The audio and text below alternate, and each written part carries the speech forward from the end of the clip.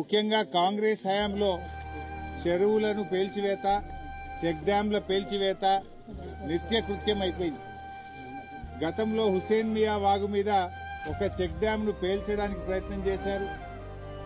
నిర్మల్ జిల్లా స్వర్ణ వాగు మీద ఒక చెక్ డ్యాంను పేల్చేశారు.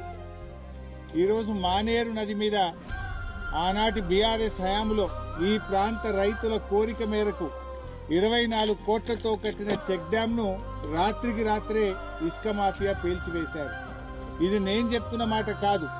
ఇటు ఓదెల మండల రైతులు, ఇటు జమ్మికుంట మండల రైతులు, పలు గ్రామాల రైతులు వచ్చి చెప్తా ఉన్నారు. రాత్రి 8 గంటల వరకు మేము చేపలు పట్టాం, ఇక్కడ ఏ ఇబ్బంది లేదు. ఉదయాన్నే 6 గంటలకు వచ్చేసరికి చెక్ డ్యాం పేల్చివేయబడ్డది, నీళ్లన్నీ వెళ్లిపోతున్నాయని చెప్పి స్పష్టంగా చెప్తా ఉన్నారు. అంటే ఇవాళ రాష్ట్రంలో ఇసుక మాఫియా రాజ్యమేల్తా ఉంది. రేవంత్ రెడ్డి పాలనలో కాంగ్రెస్ పార్టీ నాయకులే ఇవాళ ఇసుక మాఫియా అవతారం ఎత్తారు. ఇవాళ వేల కొద్ది ట్రాక్టర్లు, లారీలు అక్రమంగా నడిపిస్తూ ఇవాళ దోపిడీకి పాల్పడతా ఉన్నారు.